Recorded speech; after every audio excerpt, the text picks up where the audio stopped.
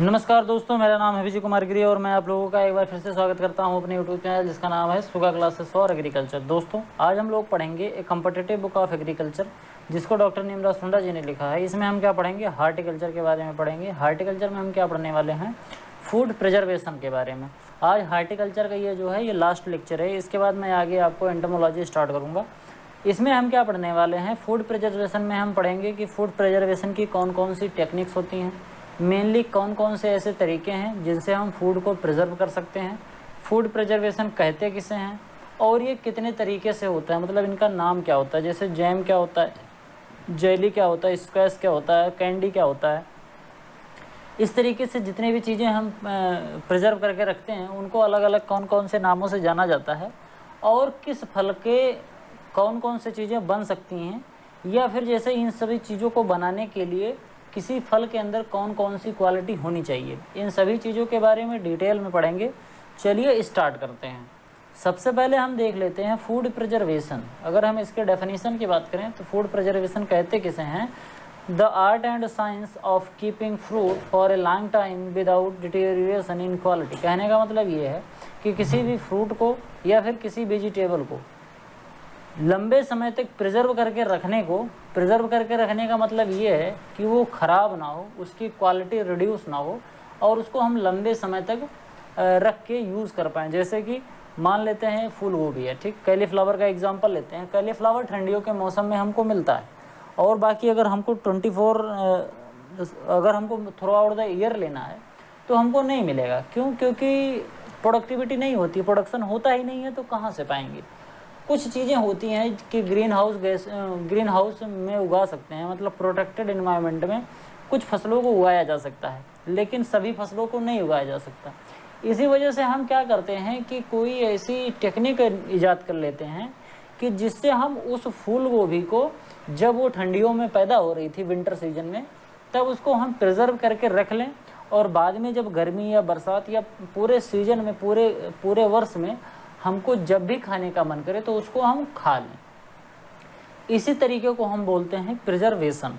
बहुत तरीके होते हैं, जैसे आम को प्रिजर्व करके रखते हैं लोग, आमावट बना लेते हैं, आम का अचार बना लेते हैं, आम का जूस बना लेते हैं, जैसे जो माजा आता है, टूटी फ्रूटी आता है, ये सब चीज़ें होती हैं।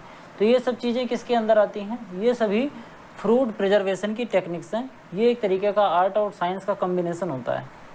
इन fruit preservation sodium benzoate work on which principle to check the growth of yeast. एक केमिकल होता है जिसका नाम होता है sodium benzoate.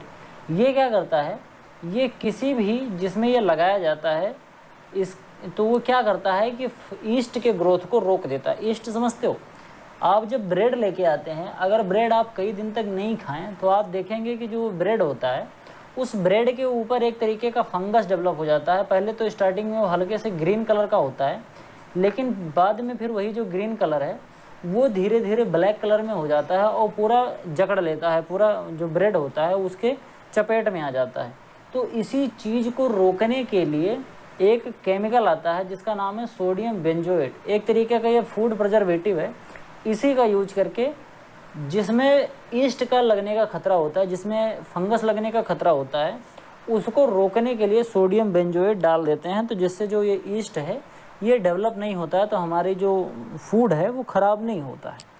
In fruit preservation KMS and sulphur dioxide work on which principle. ये दोनों किस प्रिंसिपल्स पर काम करते हैं? तो ये दोनों क्या करते हैं कि बैक्टीरिया और फंजाई जितने भी होते हैं उनकी ग्रोथ को रोक देते हैं। हमारा, देखो बात समझना ध्यान से, हमारा कोई भी फ्रूट है या कोई भी वेजिटेबल है वो ख़राब कब होता है? या तो उसके अंदर ऑक्सीडेशन होने लगे, फर्मेंटेशन होने लगे। कहने का मतलब या तो उसके अंदर किड़वन होने लगे, या फिर ऑक्सीडेशन का सीधे सीधे ऐसे समझो, या फिर सड़ने लगे। तो इन दोनों तरीक़ों को रोकने के लिए, और इसके साथ साथ उसमें बहुत ढेर सारे बैक्टीरिया चले जाते हैं और बहुत ढेर सारे फंगस अटैक कर देते हैं, जिससे कि वो फूड ख़राब हो जाता है, उससे बदबू आने लगती है और वो फिर खाने लायक नहीं रह जाता, उसकी क्वालिटी ख़राब हो जाती है। तो इन सभी चीज़ों को रोकने के लिए क्या करते हैं? KMS एंड सल्फर डाइऑक्साइड, इन दोनों केमिकल्स का यूज करते हैं। तो ये वाला जो है सोडियम बेंजोएट की, ये किस प्रिंसिपल पर काम करता है? ये ईस्ट के ग्रोथ को रोक देता है। और जो KMS और सल्फर डाइऑक्साइड है, ये क्या करता है? ये बैक्टीरिया और फंगस के ग्रोथ को रोक देता है। इसके बाद अगर हम आगे बात करें तो अब हम बात करने वाले हैं प्रिंसिपल्स ऑफ फूड प्रिजर्वेशन की। फूड प्रिजर्वेशन के कौन कौन से ऐसे सिद्धांत हैं जिनकी मदद से हम किसी भी फूड को प्रिजर्व कर सकते हैं। देखो मेनली इसके 3-4 सिद्धांत होते हैं, मैं बता देता हूँ। एक तो ईस्ट को ग्रो होने के लिए या किसी भी फंगस या बैक्टीरिया को ग्रो होने के लिए मॉइस्चर की ज़रूरत होती है। तो अगर हम अपना जो फूड मटेरियल है उसमें से अगर हम मॉइस्चर निकाल लेंगे तो क्या होगा कि हमारा फूड ऑटोमेटिकली ड्राई हो जाएगा और वो फिर प्रिजर्व हो जाएगा, बहुत दिन तक पड़ा रहेगा। दूसरा मेथड है, अगर हम उसको तेल में डिप करके रख दें तो भी ख़राब नहीं होगा। तीसरा है, अगर हम उसको चीनी मिला के रख दें तो भी नहीं ख़राब होगा। चीनी बोले तो शक्कर, उसमें मिला के रख दें तो भी नहीं ख़राब होगा। या फिर हम नमक का घोल बना के रख दें तो भी नहीं ख़राब होगा। यही कुल मिला के 3-4 तरीके हैं। इन्हीं तरीके से फूड को प्रिजर्व किया जाता है और इसके साथ साथ इन थोड़े थोड़े जो केमिकल्स जो मैंने बताए इनका उपयोग किया जाता है। लेकिन ये केमिकल क्या होते हैं, काफ़ी ज़्यादा हार्मफुल होते हैं अगर इनका एक ज़्यादा अमाउंट उपयोग किया जाता है। एक स्टैंडर्ड अमाउंट होता है, अगर उससे ज़्यादा इन फूड मटेरियल का यूज किया जाएगा प्रिजर्वेटिव्स का, तो ये हमारे स्वास्थ्य के लिए काफ़ी ज़्यादा हानिकारक होते हैं। अगर हम सबसे पहले प्रिंसिपल की बात करें जो कैनिंग फूड प्रिजर्वेशन का है, वो होता है कैनिंग। बात समझना, कोई भी हमारी जो फूड है वो ख़राब क्यों होता है, जब वो फंगस, बैक्टीरिया, बाहरी इन्वायरमेंट इन सब के संपर्क में आता है तभी वो ख़राब होता है। तो अगर हम ये पूरे बाहरी इन्वायरमेंट को रोक दें, डिब्बा बंद कर दें, उसको एक टाइट डिब्बे में बंद कर दें, एयर टाइट डिब्बे में, तो ना उसके अंदर फंगस जा पाएगा, ना उसके अंदर बैक्टीरिया जा पाएगा, ना और भी कोई ऐसा चीज़ जा सकता है कि जिसकी वजह से हमारा जो फूड है वो ख़राब हो। तो उसके लिए हम क्या करते हैं, कैनिंग करते हैं। कैनिंग का जो हिंदी में मतलब होता है ये डिब्बा बंदी होता है। इसको स्टोर करने के लिए क्या करते हैं कि फूड जो हमारा फ्रूट होता है उसको हम 100 डिग्री तक गर्म करते हैं। उसके बाद फिर क्या करते हैं, जब वो ठंडा हो जाता है फिर उसको हम डिब्बे में बंद करके रख देते हैं। वेजिटेबल के केस में थोड़ा सा ये टेम्परेचर जो होता है वो और बढ़ाना पड़ता है, लगभग 115 से 121 डिग्री सेंटीग्रेड तक टेम्परेचर बढ़ाते हैं। इतना जब बढ़ा देंगे तो हमारा जो फूड मटेरियल है उसके अंदर के जो बैक्टीरिया हैं और जो फंगस हैं वो सभी मर जाएंगे। इसके तुरंत बाद हम क्या करेंगे कि उन फूड मटेरियल को उठाएंगे और किसी डब्बे या जार में बंद कर देंगे, बिल्कुल एयर टाइट बंद कर देंगे, तो जिससे बाहर से बैक्टीरिया और फंगस अंदर जा नहीं पाएंगे, तो हमारी जो फूड है, हमारा फूड जो है वो ख़राब नहीं होगा। इसके बाद जो अगला प्रिंसिपल है फूड प्रिजर्वेशन का वो है pasteurisation. Heating of fruit and vegetable juice at 85 to 90 degree Celsius for 30 minute. क्या होता है इसमें पास्चराइजेशन में, मिल्क जो होता है, मिल्क को पास्चराइजेशन टेक्निक से प्रिजर्व किया जाता है। जब हम पैकेट वाला दूध खरीदते हैं तो आप उसमें देखेंगे लिखा होता है पास्चराइज्ड मिल्क। इसमें क्या होता है कि दूध को बहुत तेज़ आंच पर गर्म करा जाता है, उसका टेम्परेचर एकाएक बढ़ाया जाता है। टेम्परेचर जब बढ़ जाता है तो उसके अंदर जो भी बैक्टीरियाज़ हैं या फंगस हैं दूध के अंदर, जो दूध को फाड़ने में या दूध को ख़राब करने में उपयोग होते हैं, मतलब दूध को ख़राब कर देते हैं, वो तुरंत ही मर जाते हैं क्योंकि टेम्परेचर बढ़ जाता है। फिर क्या करते हैं, तुरंत ही टेम्परेचर को कम कर देते हैं और उसको तुरंत एक एयर टाइट बैग में पैक कर देते हैं। तो इससे क्या होता है कि हमारा दूध सुरक्षित रहता है 2 से 3 दिन तक, फिर बाद में उसको हम ला के अपना यूज़ कर सकते हैं। वहीं अगर हम फ्रूट और वेजिटेबल में बात करें तो फ्रूट और वेजिटेबल का हम जूस निकाल लेते हैं। जूस निकाल कर इस जूस को 30 मिनट तक लगभग 85 से 90 डिग्री सेंटीग्रेड पर गर्म करते हैं। इतना टेम्परेचर इसका परमानेंट मेंटेन करते हैं लगभग 30 मिनट तक। इसी बीच में क्या होता है कि इसके अंदर जो भी बैक्टीरियाज़ हैं या फंगस हैं, जो भी चीज़ें हैं जिससे ये फसल, इससे हमारा फ्रूट ख़राब हो सकता था, फूड ख़राब हो सकता था, वो सभी डेड हो जाते हैं और हमारा जो फूड मटेरियल है वो सुरक्षित हो जाता है। उसको फिर तुरंत फिर क्या करते हैं, हम बंद कर देते हैं एयर टाइट चीज़ में। इसी प्रोसेस को हम क्या बोलते हैं, पास्चराइजेशन बोलते हैं। It kills only harmful microbes. ये क्या करता है, क्योंकि इसका टेम्परेचर बहुत ज़्यादा हम बढ़ाते नहीं हैं, 85 से 90 डिग्री सेंटीग्रेड ही टेम्परेचर रखते हैं, तो इस वजह से इसके जो हार्मफुल माइक्रोब्स हैं वो ज़्यादा वो सब डैमेज हो जाते हैं, लेकिन जो यूज़फुल माइक्रोब्स हैं वो डैमेज नहीं होते हैं। इसी वजह से काफ़ी अच्छा मेथड ये माना जाता है। इसके बाद होता है स्टरलाइजेशन। स्टरलाइजेशन भी एक तरीके का प्रिंसिपल है, इसकी मदद से फूड को प्रिजर्व किया जाता है। इसमें क्या करते हैं, heating of fruit and vegetable above 100 degree Celsius. अगर 100 डिग्री सेल्सियस से ज़्यादा किसी फ्रूट और वेजिटेबल को अगर हम गर्म कर देंगे तो इससे क्या होता है कि इसके अंदर के जो बेनिफिशियल और हार्मफुल जो बैक्टीरियाज हैं वो दोनों मर जाते हैं। स्टरलाइजेशन आपने देखा होगा, डॉक्टर पहले करता था स्टरलाइजेशन, या घर पे भी अपने जब अचार रखना होता है तो क्या करते हैं मम्मियाँ लोग कि ये जो जार होता है उस जार को क्या करते हैं कि पहले कायदे से धुलती हैं, उसके बाद फिर पानी गर्म करती हैं, उसी पानी गर्म करते हुए उबलते हुए पानी में इस जार को डाल देती हैं, उसमें कुछ देर तक पड़ा रहता है तो वो जार जो होता है बिल्कुल सुरक्षित हो जाता है। ऐसे अगर आप लोगों ने देखा होगा तो क्या होता था, मुझे अभी याद है, मैं बहुत छोटा था तो मैं डॉक्टर के पास गया था, तो मैंने डॉक्टर के पास देखा था तो वो सिरिंज जो होती है, जो डॉक्टर सुई लगाता है, वो सिरिंज कांच की पहले आती थी। मुझे बहुत हल्का हल्का याद आ रहा है, मैं काफ़ी छोटा था उस समय। तो वो सिरिंज जो आती थी वो कांच की आती थी, तो उसमें डॉक्टर क्या करते थे कि एक बार इंजेक्शन लगाने के बाद क्या करते थे, उसको फिर से उबलते पानी में डाल देते थे, तो कुछ देर तक उबलते पानी में जब वो पड़ा रहता था तो वो स्टेरिलाइज हो जाता था। तो इसी प्रोसेस को क्या बोलते हैं, स्टेरिलाइजेशन बोलते हैं।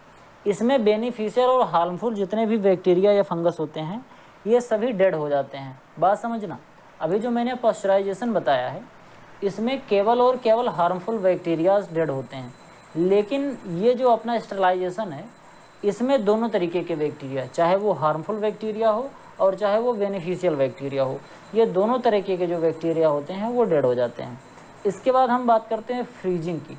ये फ्रीजिंग की टेक्निक फलों में और जो हमारे ये मीट प्रोडक्ट होते हैं जैसे मछलियां हैं या मांस है, गाय का मांस है या फिर जो भी बीफ होते हैं या भैंस का मांस है, ये क्या करते हैं कि जब एक कॉन्टिनेंट से दूसरे कॉन्टिनेंट में बेचने के लिए जाता है, मतलब बात समझना ऐसे, जब किसी एक देश से दूसरे देश में जाता है तो क्या करते हैं, क्योंकि इसको अगर ये कायदे से रखा नहीं रहेगा तो ये बिल्कुल ख़राब हो जाएगा, सड़ जाएगा तुरंत ही, 1 से 2 दिन के अंदर ये बिल्कुल सड़ जाता है, बिल्कुल यूज करने लायक नहीं रहता है। तो इसको क्या करते हैं कि बिल्कुल चिलिंग टेम्परेचर में रखते हैं, ऐसे समझो कि बर्फ़ में रख देते हैं, जिससे जो मीट प्रोडक्ट है वो बिल्कुल ही ठंडा पड़ जाता है। उसके अंदर का जो मॉइस्चर है, जो मीट के अंदर का पानी है, वो भी बिल्कुल बर्फ़ बन जाता है, बिल्कुल टाइट सा हो जाता है।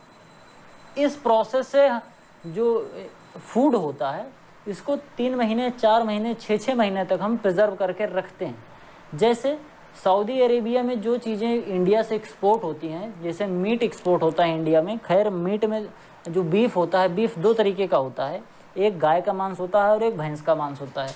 तो जो गाय का मांस होता है उसका एक्सपोर्टेशन इंडिया में बैन है। गाय का मांस आप काट नहीं सकते गाय को, और उसको बेच भी नहीं सकते, लेकिन बीफ में दोनों चीज़ें आती हैं, गाय और भैंस। तो भैंस इंडिया में जो कटती हैं उनको इसी मेथड से प्रिजर्व किया जाता है, और प्रिजर्व करने के बाद फिर उसको क्या किया जाता है कि भेजा जाता है दूसरे देशों में।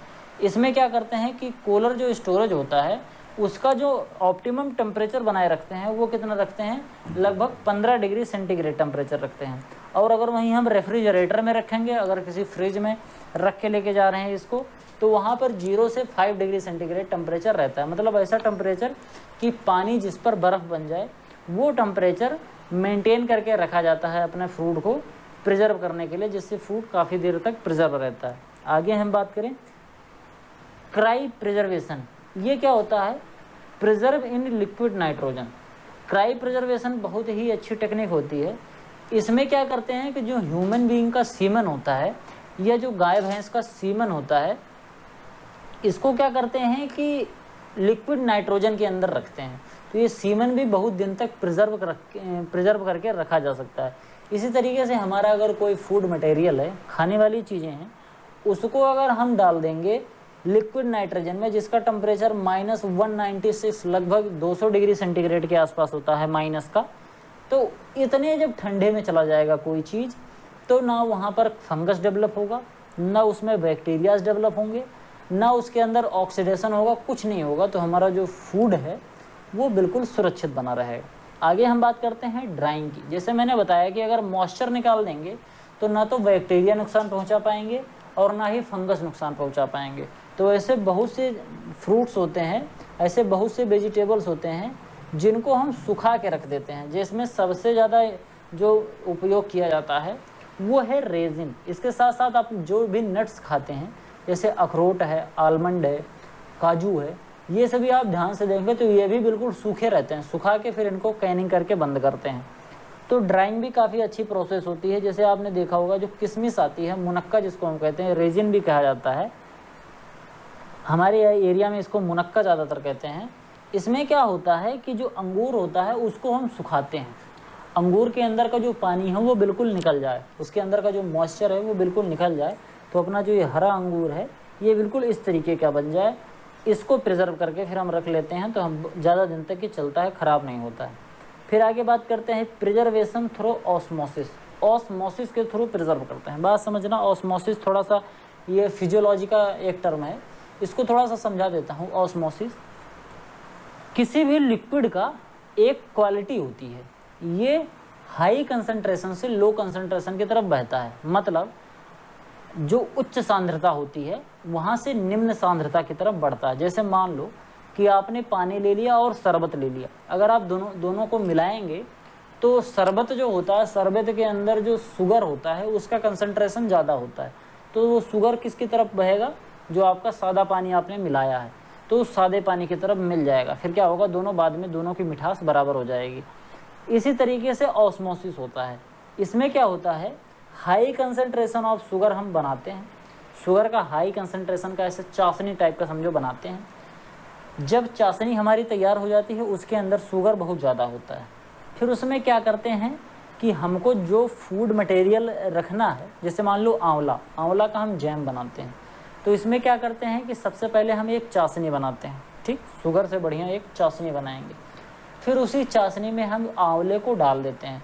तो इससे क्या होता है कि आंवले के अंदर का जो मॉइस्चर है वो शुगर में आ जाता है और फिर बाद में इवापोरेट होकर निकल जाता है, और इसके साथ साथ कोई फंगस और बैक्टीरिया आंवले के अंदर जा नहीं पाता है, क्योंकि उसके ऊपर एक पतली सी परत चढ़ जाती है चाशनी की, जिससे कि हमारा जो जैम है, बोले तो मुरब्बा, ये सुरक्षित बना रहता है। तो जो जैम अपना होता है, जैम के अंदर लगभग 68% शुगर होता है। और इसी के साथ साथ जैसे आगरा का पेठा है, आगरा का पेठा भी हाई कंसंट्रेशन ऑफ शुगर में डिप किया जाता है। इसमें भी शुगर की एक चाशनी बनाई जाती है, और उसी चाशनी में जो ऐश गार्ड होता है, जिसको हम पेठा वाला कद्दू बोलते हैं, उस कद्दू को डाल के उसमें डुबा दिया जाता है चाशनी में, जिससे कि चाशनी उस ऐश गार्ड के पीस के अंदर चली जाती है और फिर वो सुरक्षित बना रहता है। तो आपका जो ये ऐश गार्ड है, बोले तो पेठा है, ये भी सुरक्षित रहता है। इसके बाद कुछ ऐसे चीज़ें होती हैं जिनको हम साल्ट प्रिजर्वेशन करते हैं। इसमें साल्ट का जो कंसंट्रेशन है वो लगभग 15 से 25% तक बढ़ा देते हैं। 15 से 25% तक अगर साल्ट का, जैसे ये शुगर का बता दिया, मतलब इसमें चीनी डाल के बनाते हैं। दूसरा क्या है, इसमें साल्ट से प्रिजर्व करते हैं। जैसे मैंने स्टार्टिंग में बताया था कि 3-4 चीज़ें होती हैं, मॉइस्चर होता है, सॉल्ट होता है, तेल होता है और नमक होता है। ये कुछ चीज़ें हैं जिनकी मदद से हम फूड को प्रिजर्व करते हैं। तो साल्ट में क्या करते हैं कि 15 से 25% तक का अगर हम सॉल्यूशन बना लेते हैं साल्ट का, तो ये प्रिजर्व करता है हमारे पिकल्स को, अचार को, ठीक। अचार के अंदर लगभग 15% नमक मिलाया जाता है, जिससे कि हमारा जो अचार होता है, चाहे आम का अचार हो, चाहे आंवले का अचार हो, चाहे कटहल का अचार हो, कोई भी अचार हो, उसमें लगभग 15 से 25% तक नमक मिलाया जाता है, जिससे कि हमारा जो अचार हो वो बिल्कुल सुरक्षित रहे और जल्दी से ख़राब ना हो। फिर आगे बात करते हैं प्रिजर्वेशन बाय केमिकल। अभी मैंने स्टार्टिंग में बताया था KMS और सोडियम बेंजोएट से हम प्रिजर्व करते हैं। तो KMS बोले तो पोटेशियम मेटाबाइसल्फेट, KMS को क्या बोलते हैं, पोटेशियम मेटाबाइसल्फेट बोलते हैं। इसका अगर हम 500 ppm का सॉल्यूशन बनाते हैं, 500 ppm का सॉल्यूशन ऐसे समझो कि 0.05% का सॉल्यूशन। 1% का सॉल्यूशन का क्या मतलब होता है, 100 लीटर में 1 लीटर, ठीक। 0.1 का क्या मतलब होता है, 0.1 का मतलब होता है 1000 लीटर में 1 लीटर। और 0.001 का क्या मतलब होता है, 10,000 में 1 लीटर। तो इसी तरीके से 10,000 में अगर हम 5 लीटर, 10,000 लीटर में अगर हम 5 लीटर पोटेशियम मेटाबाइसल्फेट डाल देते हैं तो कितने का सॉल्यूशन बन जाएगा, 500 ml का बन जाएगा, या 0.05% का सॉल्यूशन बन जाएगा। इसमें क्या होता है कि इससे हमारा जो जूस होता है या फिर पल्प होता है, फ्रूट के अंदर का जो जूस निकालते हैं या फिर उसका जो पल्प निकालते हैं, उसको सुरक्षित करने के लिए हम क्या यूज करते हैं, पोटेशियम मेटाबाइसल्फेट या फिर सल्फर डाइऑक्साइड का यूज़ करते हैं। किसको प्रिजर्व करने के लिए, ध्यान से समझना, जूस को प्रिजर्व करने के लिए और जूस के पल्प को, जैसे जो जेली बनती है उसको प्रिजर्व करने के लिए, और इसका जो जूस या टूटी फ्रूटी जो बनता है उसको प्रिजर्व करने के लिए उसमें पोटेशियम मेटाबाइसल्फेट डाला होता है। अगर आप ध्यान से देखेंगे तो अगर कोई भी फ्रूट जूस होगा, अगर ओरिजिनल फ्रूट जूस है तो उसमें आपको ये इंग्रेडिएंट मिलेगा, पोटेशियम मेटाबाइसल्फेट, वो KMS जो केमिकल होता है वो मिला रहता है। आप उसमें देखेंगे तो उसका जो ppm सॉल्यूशन होता है वो 500 से ज़्यादा नहीं होगा, 500 से कम ही होता है। अगर इससे ज़्यादा यूज करते हैं तो हमारे लिए वो नुकसान करेगा, ह्यूमन कंजम्पशन के लिए नुकसान करता है। फिर आगे हम बात करते हैं सोडियम बेंजोएट का।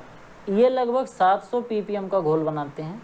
700 ppm का घोल जो होता है ये बेंजोइक एसिड होता है, इसके अंदर जो सोडियम बेंजोएट होता है इसका 700 ppm का घोल बना के हम सुरक्षित रखते हैं अपने फूड को। इसके अंदर एक बेंजोइक एसिड होता है जो कि फूड को प्रिजर्व करने के लिए रिस्पॉन्सिबल होता है। ये जो सोडियम बेंजोएट होता है ये कहाँ पर यूज करते हैं, ये हमारा जो कलर्ड फ्रूट होता है, नॉन एसिडिक फ्रूट्स जो होते हैं, मतलब जैसे समझो आम है, आम का जो पल्प है उसको सुरक्षित करके रखना है तो हम क्या करेंगे, सोडियम बेंजोएट डालकर सुरक्षित करके रखेंगे। जो हमारे कलर वाले फ्रूट होते हैं, रंगीन जो फल होते हैं, उसमें जो नॉन एसिडिक होते हैं, जिनके अंदर एसिड नहीं पाया जाता है, उनको हम इसमें प्रिजर्व करके आराम से रख सकते हैं। फिर अगला जो प्रिंसिपल है वो है फर्मेंटेशन। फर्मेंटेशन का मतलब होता है किण्वन, मतलब उसका दारू बना के रख लो, बियर बना के रख लो, विस्की बना के रख लो। जैसे जो ग्रेप होता है, ग्रेप के अंदर अल्कोहल 7 से 20% के आसपास मिला देते हैं। इससे हमारा जो बेवरेज होता है वो प्रिजर्व करके हम रख सकते हैं। जैसे जो बियर होता है, बियर के अंदर 7 से 20% के आसपास तक अल्कोहल होता है, और उसके साथ साथ इसमें जो ग्रेप होता है वो ग्रेप के इसके अंदर सभी विटामिन्स पड़े रहते हैं। थोड़ा सा ये एडिक्टिव होता है, इसी वजह से ये कहा जाता है कि इसको यूज़ नहीं करें, क्योंकि ये एडिक्टिव होता है। कहने का मतलब अगर आप इसको एक बार पियेंगे तो आप बार बार पियेंगे, और फिर धीरे धीरे जो तृष्णा है वो बढ़ती जाती है। 1 लीटर पहले पी रहे थे तो आप 2 लीटर पियेंगे, 2 लीटर पी रहे थे तो 4 लीटर पियेंगे। इस वजह से ये एडिक्टिव नेचर का होता है, लेकिन फिर भी फर्मेंटेशन के थ्रू हम चीज़ों को प्रिजर्व करके रख सकते हैं। फर्मेंटेशन में ग्रेप का वाइन जो होता है इसको हम प्रिजर्व करके रख सकते हैं। आगे आता है एसेप्सिस। एसेप्सिस का मतलब होता है कोई एक ऐसी टेक्निक अपना ली जाए जिससे कि माइक्रोब्स जो हैं वो हमारे फूड पर पहुंच ना पाएँ। माइक्रोब्स को फूड में पहुंचने से पहले ही रोक देना, उनको प्रिवेंट कर देना, क्या कहलाता है, एसेप्सिस कहलाता है। इसी की एक टेक्निक होती है कैनिंग। आगे बात करते हैं ऑक्सीडेशन। इसको हम कैसे रोक सकते हैं, कोई भी एंटीऑक्सीडेंट का यूज करके, जैसे एस्कॉर्बिक एसिड डाल सकते हैं या विटामिन सी डाल सकते हैं, तो इससे जो हमारा ऑक्सीडेशन की प्रक्रिया है वो रुक जाएगी या घट जाएगी। ऑक्सीडेशन का क्या मतलब होता है, सीधे सबसे सिंपल अगर हम मेथड समझे ऑक्सीडेशन का, तो ऑक्सीडेशन का मतलब होता है सड़ना। जब कोई चीज़ सड़ने लगती है तो उसको हम सीधा सीधा कह सकते हैं कि ये ऑक्सीडेशन हो रहा है इसके अंदर। उसको रोकने के लिए हम एस्कॉर्बिक एसिड का यूज करते हैं। अब एक चीज़ समझना है, इसमें जितने भी केमिकल लिखे हैं और जितने भी तरीके लिखे हैं, ये फूड को कुछ टाइम के लिए प्रिजर्व कर सकते हैं। ये वेरी करता है फलों पर और वेरी करता है हमारी टेक्निक पर, लेकिन ऐसा बिल्कुल नहीं है कि हमने इसको डाल दिया तो वे रामबाण हो गया, बिल्कुल ये ख़राब ही नहीं होगा। ऐसा बिल्कुल नहीं है। ऐसा नहीं है कि जैसे अगर कोई चीज़ सड़ रही है तो सड़ने वाली चीज़ पर अगर हम एस्कॉर्बिक एसिड डाल देंगे या फिर विटामिन सी का घोल डाल देंगे तो वो सड़ेगा नहीं। हाँ, ये है कि उसकी जो सड़ने की प्रक्रिया है वो थोड़ी धीमी हो जाएगी, तो वो ज़्यादा दिन बाद सड़ेगा। लेकिन इसको हम बिल्कुल ही नहीं रोक सकते कि अब सड़ेगा ही नहीं, अब उसमें पड़ गया वो बिल्कुल रामबाण है, वो कुछ नहीं होगा उसको, ऐसा बिल्कुल भी नहीं है। Checking of enzymatic spoiling. ज़्यादातर जो हमारे फल होते हैं या फ्रूट्स होते हैं, इनके सड़ने का एक और भी कारण होता है। वो होता है कि जब हम फ्रूट को हार्वेस्ट करते हैं या फिर वेजिटेबल को हार्वेस्ट करते हैं तो उनके अंदर कुछ ऐसी एंजाइमिक एक्टिविटी होने लगती है, उनके अंदर जो एंजाइम होते हैं, हार्मोन्स होते हैं, उनके अंदर कुछ इस तरीके के बदलाव होने लगते हैं जिससे कि हमारा जो फूड है वो ख़राब होने लगता है। उसको रोकने के लिए हम क्या करेंगे कि ये एंजाइमिक एक्टिविटी जो होती है उनको अगर हम रोक दें तो हमारा जो फूड है वो प्रिजर्व हो जाएगा। इसके लिए हम ब्लांचिंग कर देते हैं, जैसे कॉलीफ्लावर में ब्लांचिंग करी जाती है जिससे कि हमारा फ्रूट जो है वो ख़राब नहीं हो। आगे बढ़ते हैं, अब हम डिफरेंस की बात कर लेते हैं कि डिफरेंस क्या क्या होता है। इसमें अगर हम बात करें तो कई तरीके के डिफरेंस होते हैं। जब हम फूड को प्रिजर्व करते हैं तो उनको अलग अलग नाम से जाना जाता है। जैसे एक होता है जैम और दूसरा होता है जेली। जैम देखने में इस तरीके का लगता है और जेली देखने में इस तरीके का लगता है। ठीक, jam ripe and thick fleshed fruit are use. Jam बनाने के लिए पका हुआ और थिक फ्लेशड, जिसका फ्लेशड जो जिसका दल होता है, जो खाने योग्य भाग होता है, वो फ्लैसिड हो, थिक फ्लैसिड हो, उस तरीके का फ्रूट यूज करते हैं किसमें, जैम बनाने में। जबकि जेली बनाने में फर्म और मैच्योर फ्रूट का यूज करते हैं। फर्म और मैच्योर फ्रूट का यूज करके तब इस तरीके की हम जेली बनाते हैं। आगे बात करते हैं पेक्टिन। Pectin is important. अगर हमको जैम बनाना है तो जैम बनाने के लिए पेक्टिन इम्पॉर्टेंट होता है। अब हम बात कर लेते हैं थोड़ा सा पेक्टिन के बारे में कि पेक्टिन होता क्या है। तो पेक्टिन एक तरीके का वाटर सॉल्युबल फाइबर होता है जो कि यूज किया जाता है जैम और जेली बनाने में। It thicker to create a gel like substance. बात समझना, पेक्टिन जो होता है, पेक्टिन एक तरीके का वाटर सॉल्युबल फाइबर होता है। यही एक तरीके का जो फाइबर होता है ये एक जेली टाइप का अपीयरेंस बनाता है। जब भी हम जेली बना रहे होते हैं तो जेली में जो जेली टाइप का अपीयरेंस होता है, मतलब थोड़ा सा अडहेसिवनेस आता है। मतलब इसको देखो, ये स्ट्रक्चर क्या किया गया, जब इसको जेली बनाया जा रहा था तो इसको किसी एक कटोरी में रख के बनाया गया। कटोरी में रख के बनाया गया और जब ये सही से बन गया तो देखिए वो बिल्कुल कटोरी का आकार ले लिया है, जिसको ऐसे उलट के रख दिया गया। ये कटोरी नहीं है, कटोरी में रखा नहीं गया है, ये कटोरी में रख के बनाया गया था, फिर बाद में जब निकाला गया तो उसी के आकार में ये बन गया। तो ये इतना कॉम्पैक्ट हो गया, बहुत ज़्यादा टाइट नहीं है, हल्का सा जेली नुमा है। अगर आपने जेली खाया होगा तो आप जान भी सकते हैं कि किस तरीके का ये होता है। तो ये जो इसके अंदर थोड़ा सा कॉम्पैक्टनेस आती है, यानी कि एक दूसरे से चिपकने की जो थोड़ी सी क्षमता आती है, जेल लाइक जो अपीयरेंस आता है गोंदनुमा, वो क्यों आता है, क्योंकि इसके अंदर पेक्टिन होता है। तो जैम बनाने के लिए पेक्टिन बहुत ज़्यादा इम्पॉर्टेंट नहीं होता। अगर पेक्टिन ना भी हो तो काम चल जाएगा, क्योंकि जैम बनाने के लिए हमको एक प्रॉपर स्ट्रक्चर तो देना नहीं है जैम को। जैम तो अपना ऐसे चम्मच से निकाल के खाते रहो, लेकिन अगर जेली बनाना है तो उसमें एक प्रॉपर स्ट्रक्चर होना चाहिए। ऐसे आपने देखा होगा कि एक रुपये का, 2 रुपये का छोटा छोटा ऐसे आता था, गांव में लोग बच्चे खाते हैं, हम लोग भी खाया करते थे जब छोटे थे। 1 रुपये का आता था, वो बिल्कुल ऐसे पैक रहता था, फिर उसको जब निकालो तो ये जेली निकलती थी। अगर आप लोगों ने बचपन में खाया होगा तो आपको याद होगा। तो वो क्या होता है, जेली होता है। जेली को बनाने के लिए पेक्टिन ज़रूरी होता है, जबकि जैम बनाने के लिए ज़रूरी नहीं होता है। अगर पेक्टिन का कंसंट्रेशन 0.5 से लेके 1% है तो हम आराम से जेली बना सकते हैं। इट इज़ ओपेक होता है और ये ट्रांसपेरेंट होता है। ओपेक का मतलब ये बहुत ज़्यादा ऐसे नहीं दिखता है, और ये कैसा होता है, थोड़ा ट्रांसपेरेंट होता है। आप ध्यान से अगर जेली के देखेंगे तो जेली के आर पार थोड़ा सा दिखेगा, बिल्कुल नहीं आर पार दिखता है, लेकिन ऐसे समझो सेमी ट्रांसपेरेंट स्ट्रक्चर होता है जेली का। जबकि जैम का स्ट्रक्चर कैसा होता है, जैम थोड़ा सा ओपेक होता है।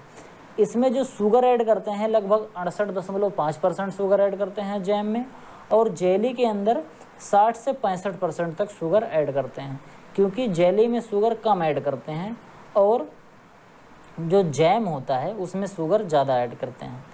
Prepare from mixing of fruit, apple, papaya, tomato, strawberry. इन सब चीज़ों का क्या बनाते हैं, एप्पल, पपाया, टोमेटो, स्ट्रॉबेरी, इन सभी चीज़ों का जैम बनाया जाता है। वहीं अगर हम बात करें जेली का, तो जेली बनाने के लिए गुआवा का और एप्पल का, इन सब चीज़ों का उपयोग नहीं करते हैं। अगर हम गुआवा बनाने के लिए जेली बनाने के लिए गुआवा या फिर एप्पल का उपयोग कर लेंगे तो क्योंकि इसके अंदर पेक्टिन होता नहीं है तो हमारा ये जो जेली है वो गड़बड़ हो जाएगा।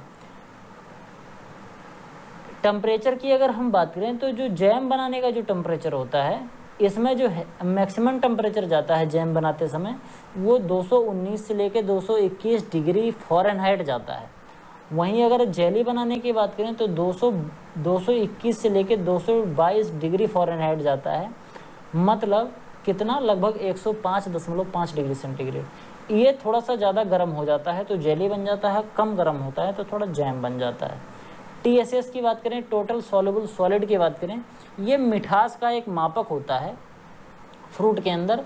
तो अगर मिठास लगभग 68.5% है तो जैम बन जाएगा अच्छा सा, और मिठास अगर थोड़ा सा कम है तो क्या बन जाएगा, ये बन जाएगा जेली बन जाएगा। ठीक, एसिड शुड भी 0.5 से 0.6% होना चाहिए जैम में, और जेली में 1% के आसपास होना चाहिए। जेली जो होती है उसके अंदर थोड़ा सा एसिड ज़्यादा होता है।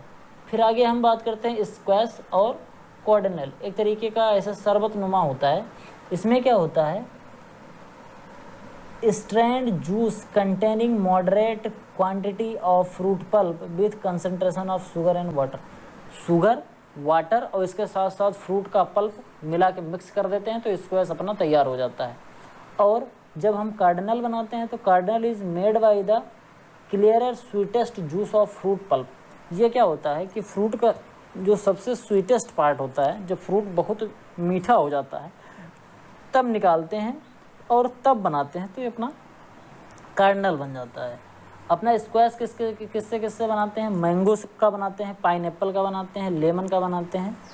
और अगर हम बात करें कार्डिनल किसका बनाते हैं, ये फ्रूट जूस इसमें 25% मिला के फिर हम बना लेते हैं। समझ के बाद आगे बढ़ते हैं। फिर आगे जो है अपना स्क्वैश है और शरबत है। स्क्वैश और शरबत में क्या डिफरेंस है, it content fruit juice, sugar and water. Squash के अंदर ये सभी चीज़ें होती हैं, जबकि शरबत के अंदर clear energy syrup with artificial flavour.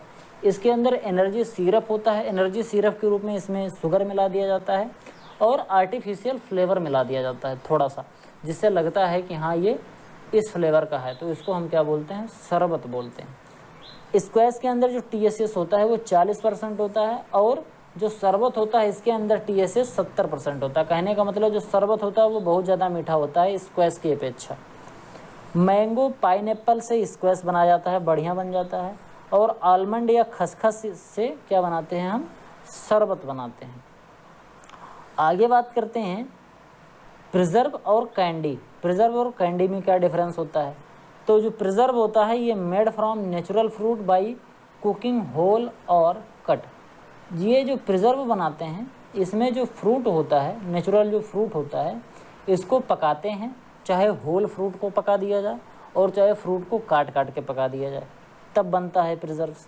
और कैंडी क्या होता है, a fruit cover with sugar and glucose subsequently grind and dried. इसमें क्या करते हैं कि फ्रूट का जो पल्प होता है, फ्रूट जो होता है वो शुगर से और ग्लूकोज से इसको कवर किया जाता है और फिर इसको ग्राइंड करके सुखा दिया जाता है, तो अपना कैंडी बन के तैयार हो जाता है। कैंडी का मतलब क्या होता है यार, टाफ़ी होता है, टाफ़ी देखो वही होता है कैंडी।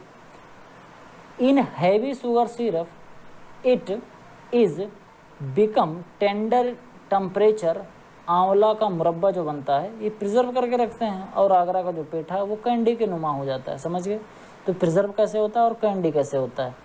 आई होप आपको ये भी चीज़ें समझ में आई होंगी। अब आगे हम बात करते हैं फ्लोरिकल्चर की। थोड़ी बहुत टर्मिनोलॉजी बच गई थी, जब मैं फ्लोरिकल्चर पढ़ा रहा था तो उसमें थोड़ी बहुत टर्मिनोलॉजी बची हुई थी। देखो एक चीज़ मैं बताऊं, जैम, जेली, कैंडी, ये सब चीज़ें थोड़ी सी कंफ्यूजिंग सी होती हैं, तो अगर आपको इस पर भी एक डेडिकेटेड वीडियो चाहिए होगा जिसमें डिटेल में सब बताया जाए, तो मैं, अगर आप लोग कहेंगे तो मैं उस पर अलग से वीडियो ले आऊँगा। नहीं तो मैं जितना बताया हूँ इतना काफ़ी है। आप इसमें TSS जान लीजिए, शुगर कंटेंट जान लीजिए, पेक्टिन का परसेंटेज जान लीजिए, अल्कोहल का परसेंटेज जान लीजिए। यही सब चीज़ें एग्ज़ाम में पूछी जाती हैं, जैम, जेली, कैंडी और स्क्वैश से और शरबत से, इन सभी चीज़ों से। तो आपको ज़्यादा कंफ्यूज होने की ज़रूरत नहीं है। आप ऊपर ऊपर पढ़ेंगे तो आपको एक ही जैसा लगेगा, लेकिन थोड़ा थोड़ा अंतर होता है। आप जब खाएंगे तो आपको थोड़ा थोड़ा अंतर दिखेगा, खाने में भी कोई बहुत ज़्यादा अंतर नहीं होता है। एग्ज़ाम में बहुत ज़्यादा डिटेल में पूछा नहीं जाता है। अगर आप JRF हार्टिकल्चर से कर रहे हैं या SRF हार्टिकल्चर से कर रहे हैं या फूड प्रिजर्वेशन से कर रहे हैं तो आपको मिल सकता है, वरना कम्पिटिटिव एग्ज़ाम में इतना ज़्यादा नहीं हुआ, इतना ज़्यादा डीप में पूछा नहीं जाता है। तो इसीलिए मैं आपको इतना ही कहूँगा कि ये जितना मैंने पढ़ाया है लगभग इतना याद कर लीजिए, इतना मोर देन इनफ होता है। फिर आगे हम बात करते हैं जो फ्लोरिकल्चर की इम्पोर्टेंट टर्मिनोलॉजी है। इसमें जो पहली टर्मिनोलॉजी है वो बोनसाई है। बोनसाई जो होता है एक तरीके का जापानी आर्ट होता है जिसमें एक मिनिएचर ट्री ग्रो करते हैं। इसमें क्या करते हैं, बात समझना, जब भी बोनसाई का डेफिनेशन आती है तो उसमें मिनिएचर ट्री जो वर्ड है ये बिल्कुल ज़रूर आता है। And shrubs by extreme dwarfing, इसमें क्या करते हैं, देखो ध्यान से समझना। ऐसे मान लो ये एक बरगद का पेड़ है, वैसे बरगद तो नहीं है, कोई दूसरा पेड़ है, जापानी कोई पेड़ है। ये एक्चुअली में बहुत बड़ा होता है, ठीक, इसका जो हाइट होती है वो बहुत बड़ी सी होती है। आप अगर ध्यान से देखेंगे तो ये देखने में भी लग रहा होगा जैसे कितना बड़ा सा है, लेकिन अगर आप उसको और ध्यान से देखेंगे तो आप ऐसे देख पाएंगे कि ये बिल्कुल एक स्टूल पे रखा है और ये बहुत ही छोटा सा है। ये क्या होता है, बोनसाई एक तरीके का ऐसा आर्ट होता है जिसमें बड़े बड़े पौधों को, जो पौधे बहुत ज़्यादा ग्रो होते हैं, बहुत ज़्यादा बड़े बड़े हो जाते हैं, जिनकी हाइट वर्थ बहुत ज़्यादा होती है, जिनकी ढेर सारी ब्रांचेस होती हैं, बहुत दूर में फैले होते हैं, जैसे बरगद का पेड़ है, तो इन्हीं को ऐसे टेक्निक से ग्रो करना जिससे इनकी ग्रोथ बहुत ज़्यादा हो ही नहीं पाए, एक्सट्रीमली डॉर्फ हो जाए, बहुत ही छोटे छोटे हो जाएं। आप इमेजिन करिए एक ऐसा पीपल का पेड़ हो जो बहुत छोटी छोटी पत्तियों के साथ हो, बहुत ढेर सारी ब्रांचेस हों, लेकिन उनकी हाइट जो हो लगभग 50 सेंटीमीटर के आसपास हो, या 1 मीटर या 1.5 मीटर के आसपास हो, खूब छोटा सा हो, तो उसी को हम क्या बोलते हैं, उसी को बोलते हैं बोनसाई। आगे बात करते हैं टेपियरी का। टेपियरी भी एक तरीके का आर्ट होता है प्लांट को ट्रेन करने का। ये प्लांट के ट्रेनिंग का एक तरीके का आर्ट होता है। इसमें क्या करते हैं कि ड्यूरेंटा का जो प्लांट होता है, यह मोरिया पेनिकुलाटा जो प्लांट होता है, ड्यूरेंटा और मोरिया पेनिकुलाटा, ये दो तरीके के ऐसे हर्ब्स प्लांट होते हैं। इनको क्या करते हैं, इस तरीके से ग्रो करते हैं, और ग्रो करने के बाद इनको कैंची से इस तरीके से काटते हैं कि इनसे एक स्ट्रक्चर बन जाए। जैसे गणेश जी का स्ट्रक्चर बना दे, हाथी का स्ट्रक्चर बना दे, किसी टेडी बियर का स्ट्रक्चर बना दे, किसी ऊँट का स्ट्रक्चर बना दे, कोई भी स्ट्रक्चर बना सकते हैं। जैसे किसी एक लड़के का स्ट्रक्चर बना दे, कोई क्यूट सा पांडे का स्ट्रक्चर बना दे, तो इसको काट काट के पौधे को एक स्ट्रक्चर बना जाता है। इसी को हम क्या बोलते हैं, टेपियरी बोलते हैं। जैसे आप यहाँ देख सकते हैं, ये ढेर सारे हैं, देखने में लगते हैं जैसे कि कोई चीज़ है। जैसे ये देखिए, आप लग रहा होगा ऐसे जैसे हाथी है, लेकिन ये हाथी नहीं है, ये एक पौधा है जिसको ऐसे काट के बना दिया गया जैसे ये लग रहा है ये हाथी है। इसमें कौन कौन से पौधे यूज करते हैं, तो इसमें आपका मोस्टली जो यूज करते हैं वो होता है ड्यूरेंटा का पौधा, और दूसरा जो पौधा होता है वो मोरिया पेनिकुलाटा होता है। ये दोनों पौधे आपका जो टेपियरी है इसको बनाने में यूज किए जाते हैं। फिर आगे हम बात करते हैं एज की। एज का मतलब क्या होता है, एज का अगर हम सिंपल मतलब समझे तो एज का मतलब होता है किनारा। When low growing perennial या annual plant are grown on the border of the plot bed are called edge।